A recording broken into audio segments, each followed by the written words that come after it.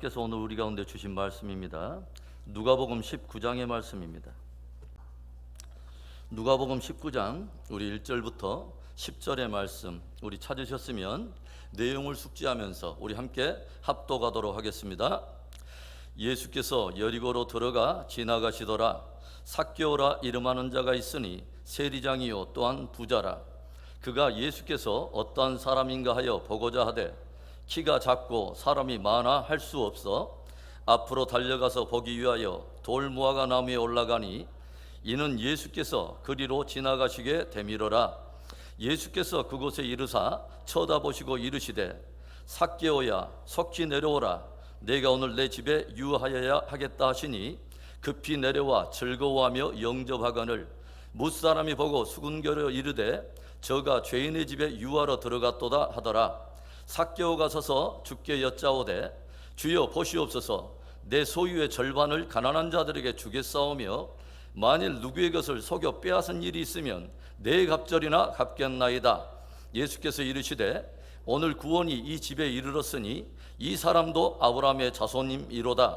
인자가 온 것은 잃어버린 자를 찾아 구원하려 함이니라. 아멘. 여러분은 오늘 사건의 배경이 되고 있는 여리고 도성에 관한 이야기를 여러분은 아십니까? 여리고는 하나님께서 이스라엘 백성들에게 주리라고 약속하신 땅 가나안의 첫 성이었습니다. 그러나 여리고는 그 이름처럼 결코 여리고 약한 성이 아니었어요. 난공불락의 이중벽을 가지고 있는 크고 견고한 성이었습니다. 당시 이스라엘 군대 사령관이었던 여호수아는 이 여리고 성을 정복하기 위해서 정탐꾼 둘을 선발해서 파견하는데 그 정탐꾼들이 잠입하여 들어간 집은 공교롭게도 기생 라합의 집이었습니다. 그런데 정탐꾼들이 기생 라합의 집에 머물고 있다는 사실이 발각되고 이를 보고받은 왕으로부터 파견된 이 군사들이 라합의 집에 들이닥쳐서 그녀를 추궁하기 시작해요.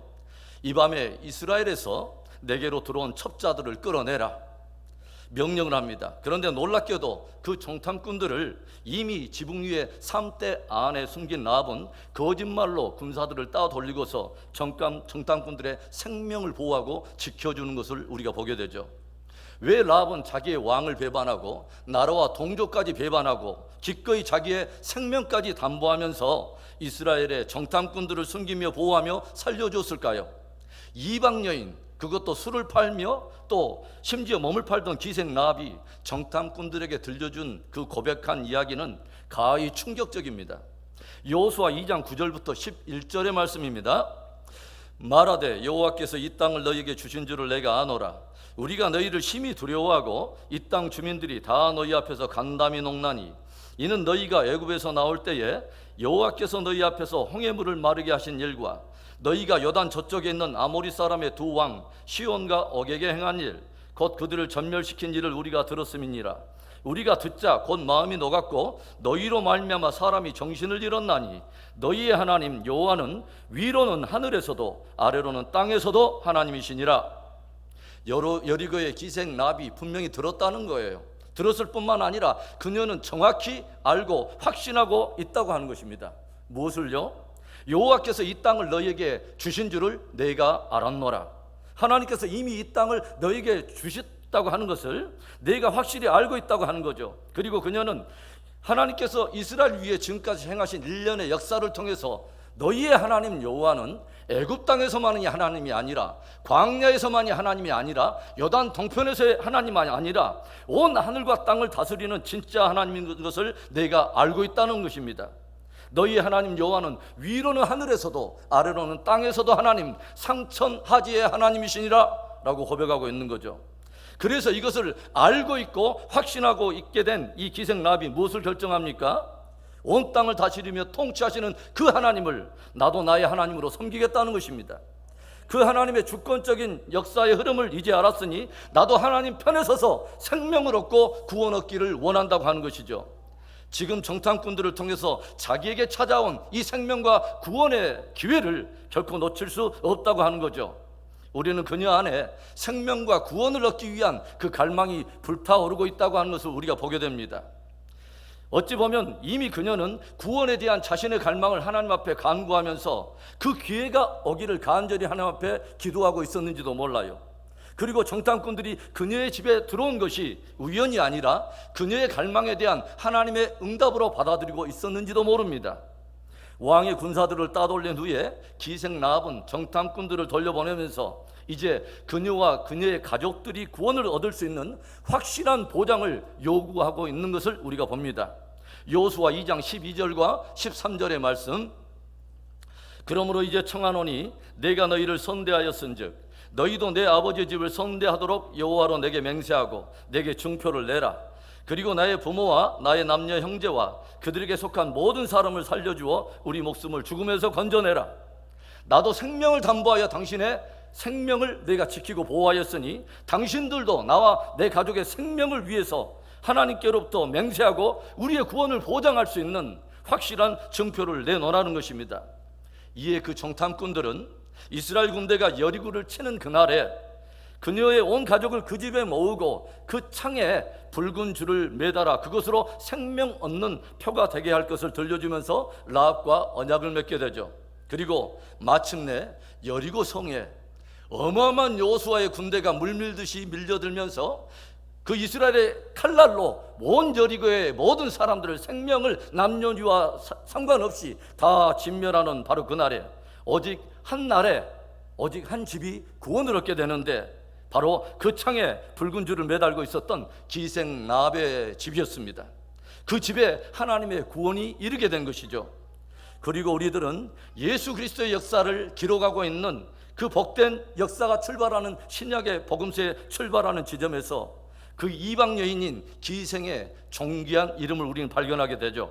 마태복음 1장 5절에 살몬은 라합에게서 보아스를 낳고 보아스는 룻에게서 오벳을 낳고 오벳은 이새를 낳고, 바로 다윗의 족보에 메시아 되신 예수 그리스도의 족보에 이제는 가나안 이방 여인이 아니라 더 이상 술을 팔고 몸을 파는 기생의 이름이 아니라 하나님의 자녀요 메시아의 조상으로서의 라합, 그 존귀한 이름이 당당하게 기록되어 있다고 하는 것이죠. 그로부터 약 1400년이 흐르던 어느 날에 예수님께서 십자가를 통해 인류의 구원을 이루기 위해서 마지막 예루살렘을 향하던 길에 그 옛날 기생 라합이 그 가족이 구원을 얻었던 여리고를 통과하게 되는데, 이때 자기에게 찾아온 그 구원의 기회를 붙잡고 그와 그 온 집이 구원을 얻게 되는 또 한 사람을 우리는 발견하게 돼요. 그가 바로 오늘의 주인공인 삭개오라고 하는 인물입니다.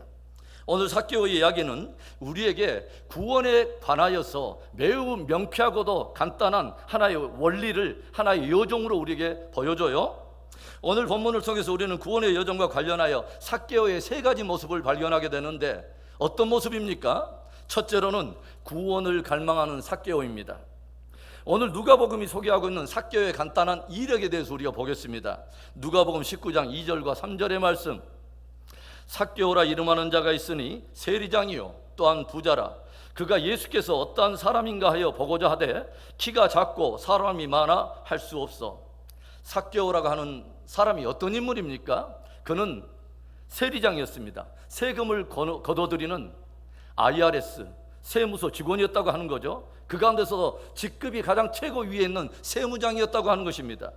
그래서 그런지 그는 다른 사람들이 무시할 수 없는 수준의 부자였다고 하는 사실을 들려주고 있고, 그가 로마 그 통치의 치하에 있을 때의 세무장이었다면 그에게 적지 않은 권력도 주어져 있었을 것이라고 하는 것을 우리가 가늠해 볼 수가 있게 되죠.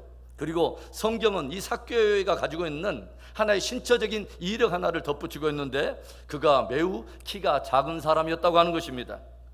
우리들은 성경을 통해서 세리들에 대해서 당대 사람들이 어떻게 인식하고 있었는가를 우리는 이미 알고 있어요. 로마 권력에 빌붙어서 동족의 피를 빠는 돈벌레들, 나라를 팔아먹는 매국노들, 그래서 유대 사회에서는 세리들을 마치 창기와도 별반 다를 것이 없는 그런 존재들로 인식하고 있었다고 하는 거죠. 그래서 높은 직위나 또는 실어진 권력이나 부위에 상관없이 동족들의 따가운 시선들을 피하며 살아야 하는 그런 부류의 사람들이었다고 하는 것입니다. 그런데 이 삭개오에게 어느 날부터 예수님에 관한 이야기가 들리기 시작해요. 세리와 창기들을 사람들의 시선을 아랑곳하지 않고 기꺼이 그들을 가까이하며 기꺼이 그들에게 벗이 되어 주신다는 이야기. 더군다나 얼마 전에는 자기와 같은 세리인 마태를 불러다가 제자로 삼으셨다고 하는 이야기, 그리고 수많은 하나님 나라의 그 말씀들과 기적들의 이야기. 어느덧 세리장 삭개오는 예수님을 만나고 싶고 진정 구원을 얻기 위한 그 갈망으로 타오르고 있었다고 하는 것입니다. 그런데 오늘 바로 그 예수님께서 예루살렘으로 행하는 길에 그 여리고 도성을 통과하신다고 하는 것이죠. 삭개오는 그의 인생에 찾아온 그분을 그냥 지나치게 할 수가 없었습니다. 자기에게 찾아온 생명과 구원의 기회를 결코 지나치게 할 수 없었다고 하는 거죠. 오늘 그가 예수님을 보고자 했다고 하는 이 표현 가운데 우리말 성경에는 빠져 있는데 영어 성경에 붙어 있는 하나의 부사 단어가 있어요. eagerly라고 하는 단어입니다. 간절히, 열정적으로, 이런 뜻이죠. 간절한 갈망이 있었다고 하는 거예요. 그런데 막상 그가 예수님을 향해서 나아갈 때 그의 앞에 그가 넘어야 할 장애물들이 보입니다. 무엇보다도 작은 키를 가지고 있는 신체적인 장애 때문에 예수님을 볼 수가 없는 것입니다. 그리고 무엇보다도 따가운 시선으로 그를 안 입겁게 여기는 많은 사람들이 겹겹이 예수님을 둘러싸고 있었기 때문에 감히 그 많은 사람들을 뚫고 나간다고 하는 것이 여간 어려운 일이었다고 하는 것이죠. 그러나 그렇다고 해서 여기서 멈출 수는 없었습니다. 나에게 언제 또 이렇게 구원과 생명을 얻을 기회가 올지는 그 누구도 알 수 없었다고 하는 거죠. 그래서 삭개오가 어떻게 합니까? 4절 말씀에 앞으로 달려가서 보기 위하여 돌무화과 나무에 올라가니 이는 예수께서 그리로 지나가시게 되밀어라. 예수님을 보고자 하는 그 갈망으로 가득 찬 그의 눈에 무엇이 들어옵니까? 돌무화과 나무 한 그루가 눈에 들어와요. 예전 성경에 뽕나무라고 기록되어 있습니다. 그런데 이 돌무화과 나무는 우리가 보편적으로 그 크기가 거의 6m 이상 자라고 가장 큰 나무는 10m의 높이까지 이른다고 해요. 오늘 예수님께서 그 아래를 지나가시다가 쳐다보셨다라고 기록하고 있습니다. 그러니까 삭개오가 예수님을 보기 위해서 뽕나무에 오르는데 상당한 높이에 이르기까지 올랐다고 하는 것을 우리가 유추해 볼 수 있겠죠. 오늘 우리가 보는 삭개오의 참으로 복된 모습은, 참으로 복된 자세는 뭐냐면 그를 가로막는 모든 장애를 뛰어넘어서 예수님을 향해 나아갔다고 하는 거예요. 모든 것을 다 가졌어도 왠지 모르게 내 영혼에 찾아오는 그 공허함, 영혼의 실존의 문제를 피하지 않고 직면했다고 하는 거죠. 나의 구원의 문제를 담대하게 직면했다고 하는 거예요. 그리고 그 갈망으로만 그치는 것이 아니라 예수님의 시선에 발견되어지도록, 예수님의 시선에 발견되어지기까지 그가 뽕나무에 올라가 마침내 그 자리에 앉았다고 하는 것입니다. 그런데 오늘 예수님이 마침내 삭개오를 부르십니다. 우리는 예수님을 향한 갈망이 그분의 마음을 움직이는 강력한 근거가 된다고 하는 것을 우리는 발견하게 돼요. 갈망이 없는 곳에는 주님과의 아름다운 만남도 없는 것입니다. 주님을 향한 사모함이 없는 곳에는 주님과의 친밀함이 일어날 수가 없는 거죠. 주님은 오늘도 당신을 향한 갈망을 찾으십니다. 오늘 본문이 기록되어 있는 바로 앞에 등장하고 있는 이야기가 한 소경에 관한 이야기예요. 그 소경이 길가에 앉아서 사람들에게 무엇인가를 구걸하고 있는데 일단의 무리들이 지나가는 소리에 묻습니다. 도대체 무슨 일입니까? 그러자 무리 가운데 한 사람이 들려줘요. 나사렛 예수께서 지나가신다. 그러자 소경이 어떻게 반응합니까? 갑자기 소리를 외치기 시작해요. 다윗의 자손 예수여, 나를 불쌍히 여기소서. 다윗의 자손 예수여, 나를 불쌍히 여기소서. 간절히 긍휼을 구합니다. 그러자 사람들이 그 사람을 꾸짖어요. 잠잠하라, 잠잠하라. 그런데 그 소경이 어떻게 반응했을까요? 잠잠한 것이 아니라 더욱더 소리를 높이 외칩니다. 다윗의 자손이여, 나를 불쌍히 여기소서. 이에 예수님께서 그 소경의 외침을 들으시고 마침내 길을 멈추시더니 그 소경에 묻습니다. 내게 무엇하여 주기를 원하느냐? 그 소경이 조용히 대답을 해요. 주여, 내가 보기를 원하나이다. 이때 주님께서 놀라운 축복을 선포하시죠. 보라, 내 믿음이 너를 구원하였느니라. 너의 믿음대로 될지어다. 여러분, 믿음의 또 다른 이름이 있다면 갈망이라고 하는 이름일 거예요. 사람들은 갈망을 꾸짖어요. 상황은 우리의 안에 갈망을 잠재우려고 꾸짖어요. 잠잠하라, 잠잠하라. 우리 눈에 펼쳐지는 많은 장애들은 끊임없이 우리 안에 타오르고 있는 갈망을 잠재웁니다. 잠잠하라. 그러나 믿음의 갈망은 더욱 소리를 높이는 것입니다. 소경은 더욱 소리를 높여서 예수님의 귀에 들리기까지 계속 간절한 갈망의 외침을 쏟아냈습니다. 키가 작은 삭개오였지만 그 안에 있는 갈망은 그로 하여금 뽕나무 위로 오르게 하고 더 높은 곳으로 오르게 하여서 마침내 예수님의 시선에 발견되어지는 그 자리에까지 오르게 했다고 하는 것입니다. 12회를 혈루증으로 앓던 여인이 수많은 군중들 사이를 휘짓고 들어가 예수님의 옷자락을 붙잡고 나음을 입은 사건을 여러분 기억하십니까? 그 여인에게는 단 하나의 믿음이 있었습니다.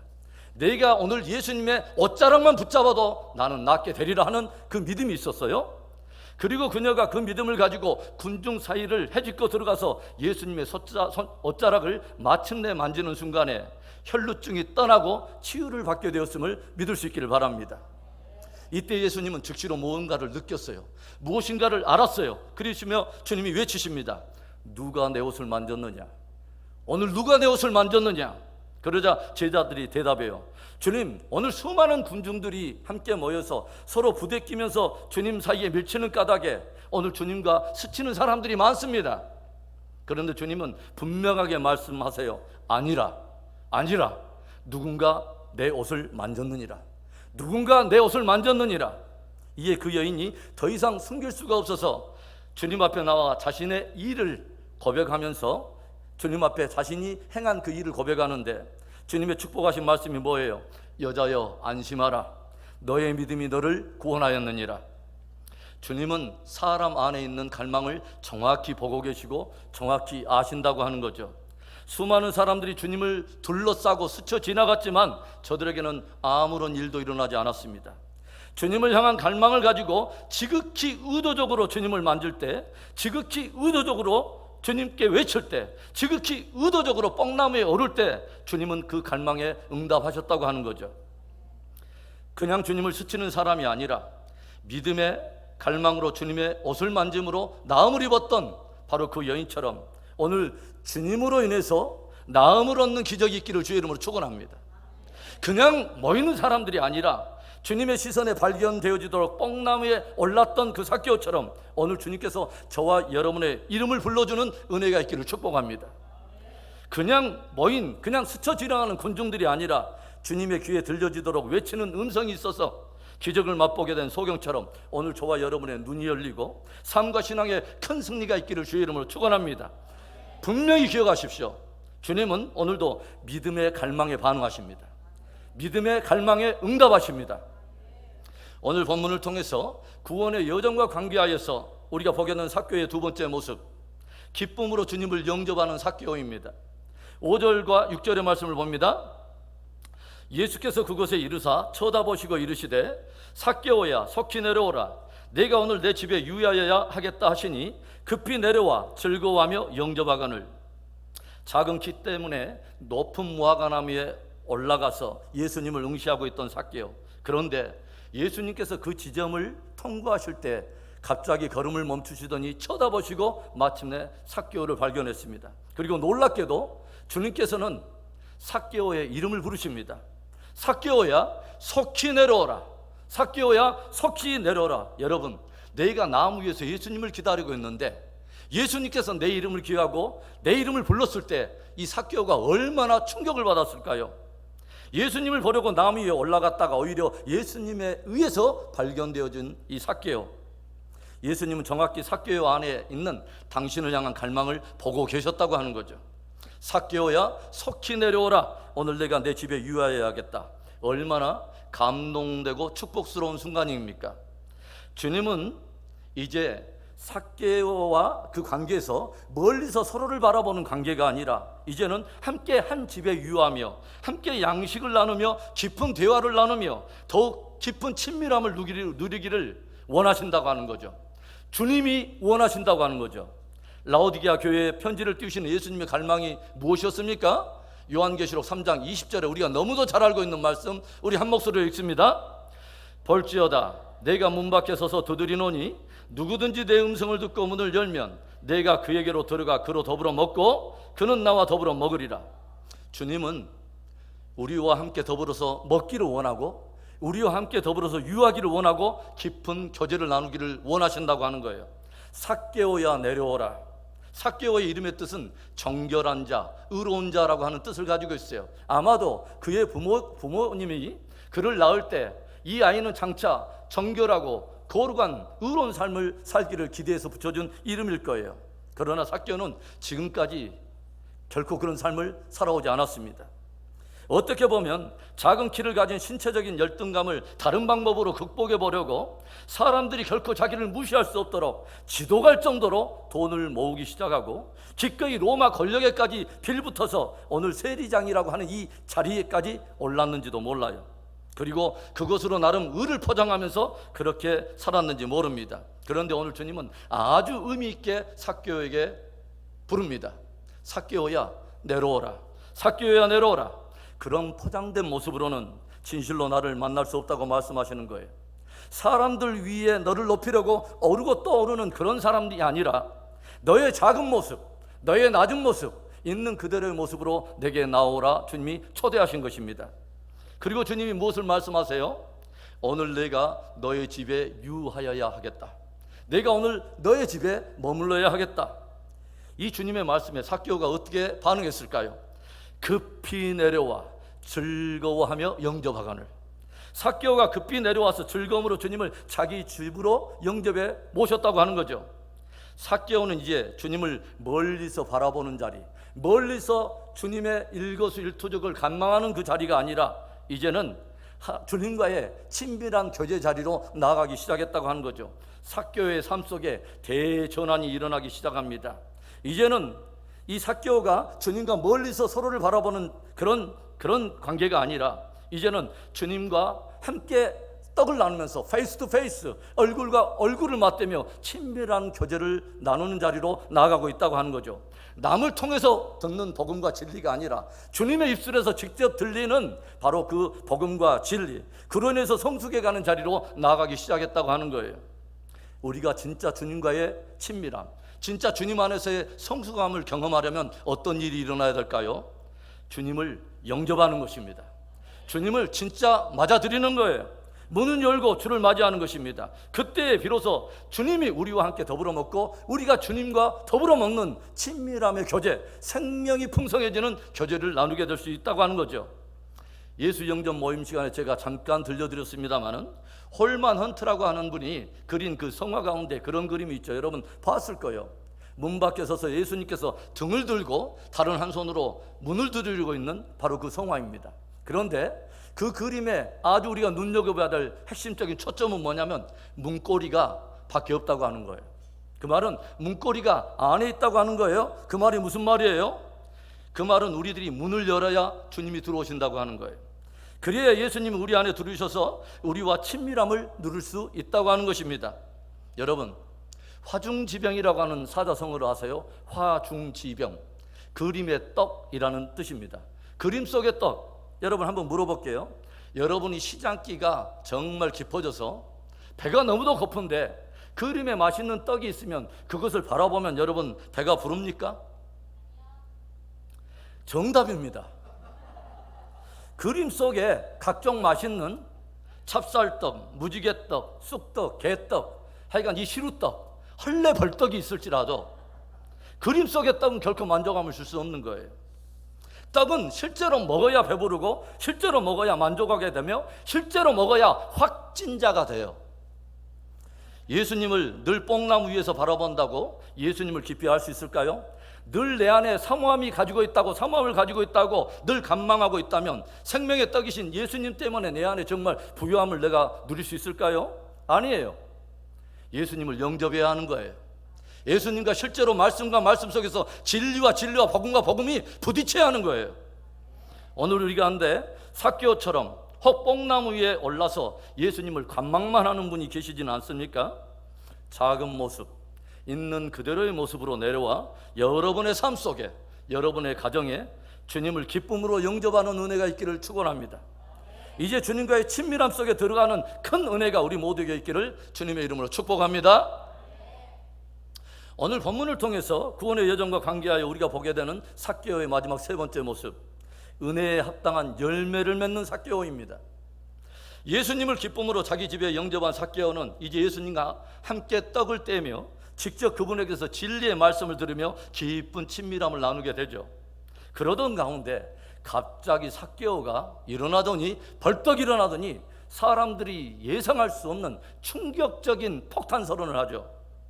무엇입니까? 8절의 말씀, 삭개오가 서서 주께 여짜오되 주여 보시옵소서, 내 소유의 절반을 가난한 자들에게 주겠사오며 만일 누구의 것을 속여 빼앗은 일이 있으면 내 갑절이나 갚겠나이다. 얼마나 놀랍고 감동적이고 충격적인 선언입니까? 여러분, 그는 세리입니다. 지금까지 로마 권력에 빌붙어서 동족의 피를 빨았던 사람, 그것도 세리장이에요. 지금까지 사람들의 따가운 시선을 아랑곳하지 않고, 아니 따가운 시선이 있을지라도 그것을 뛰어넘을 수 있는, 그가 붙잡고 있는 유일한 이유가 있었다면 그가 붙들고 있는 재물 때문이었다고 하는 거죠. 그런데 그가 지금 무엇을 선포해요? 주님, 내 소유의 절반을 가난한 자들에게 줄 것입니다. 그리고 내가 누군가를 속여서 어떤 빼앗은 일이 있거든 내가 4배나 갚겠습니다 라고 선언한 거예요. 여러분, 무엇이 삭개오로 하여금 지금 이 폭탄적인 선언을 하게 했을까요?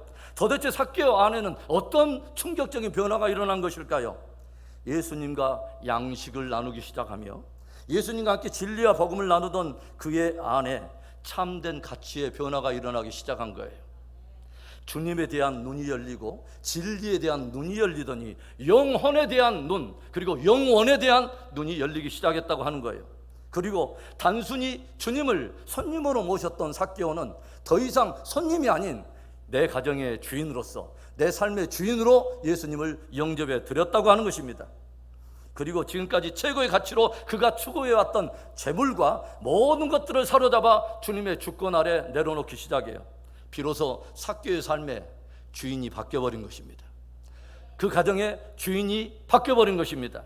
이 삭개오의 선언을 듣고 주님께서 속에서 솟아나는 기쁨을 이기지 못하시며 축복해 주신 말씀이 9절의 말씀이에요. 함께 있습니다. 예수께서 이르시되 오늘 구원이 이 집에 이르렀으니 이 사람도 아브라함의 자손이미로다. 어떤 한 사람에게서 진실로 진리가 참 진리가 되었다고 하는 것은 오직 그 진리에 합당한 열매를 맺는 것을 통해서만 우리가 알 수 있어요. 오늘 예수님께서 삭개오의 고백을 듣고서 무엇을 들려주세요? 이 사람도 아브라함의 자손이로다. 이 사람도 아브라함의 자손이로다. 유대인으로서 지금까지 나름 자기가 아브라함의 후손됨을 자랑스럽게 여겨왔을 삭개오에게 굳이 예수님께서 이 사람도 아브라함의 자손이로다 라고 들려주신 그 의도와 가르침은 무엇일까요? 세례 요한이 요단강에서 세례를 베풀고 있을 때 모여들고 있는 바리새인들과 사두개인들을 보면서 책망하는 세례 요한의 말이 있었어요. 마태복음 3장 8절과 9절, 그러므로 회개에 합당한 열매를 맺고 속으로 아브라함이 우리 조상이라고 생각하지 말라. 내가 너희에게 이르노니 하나님이 능히 이 돌들로도 아브라함의 자손이 되게 하리라. 너희가 혈통적으로 아브라함의 후손들이라고, 혈통적으로 아브라함의 무늬만 좀 입었다고 스스로 아브라함의 자손이라고 생각하지 말라는 거예요. 하나님의 복음과 진리를 바꿔서 그에 합당한 열매를 맺지 않는다면 결코 아브라함의 후손이 될 수 없다고 도전하고 있는 것이죠. 오늘 예수님께서 삭개오에게 구원을 선포하고 있는 그 시점을 우리는 눈여겨 주목할 필요가 있어요. 삭개오가 뽕나무 위에 앉아 있을 때가 아닙니다. 심지어는 그가 예수님과 떡을 나누며 교제를 나눌 때도 아닙니다. 진실로 그에게 주님이 되고 진리와 복음이 진짜 진리와 복음이 되어서 진리를 따라 회개에 합당한 열매를 맺을 때, 그때 주님은 비로소 오늘 이 집에 구원이 이르렀도다, 이 사람도 아브라함의 자손이로다 라고 선포해 주신 것입니다. 삭개오가 진실로 주님을 주님으로 영접하고 진실로 진리를 진리로 받아들여서 합당한 열매를 맺었을 뿐만 아니라 그것에 대한 확실한 자기의 믿음의 결단을 거부하며 나아갈 때 주님이 선포해 주신 축복이라고 하는 거죠. 미국에서 제가 목회를 할 때에 어떤 한 분이 저를 만나서 저에게 이런 씁쓸한 말을 해요. 목사님, 저는요 더 이상 누군가가 내세우는 신앙의 연륜 저 믿지 않습니다. 누군가 내세우는 어떤 은사와 직분 저 믿지 않습니다. 다만 그 사람의 삶만 믿습니다.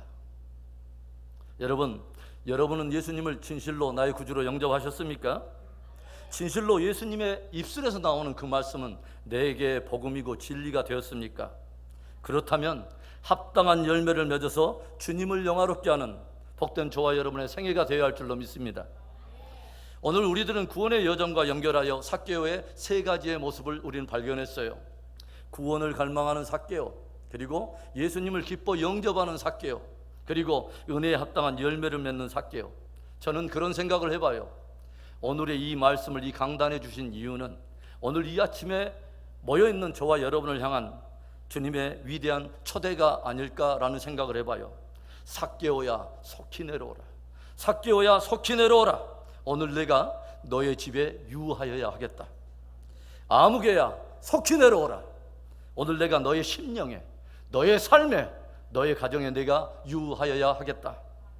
그렇다면 예수님의 이 초대에 여러분은 어떻게 반응할 것입니까?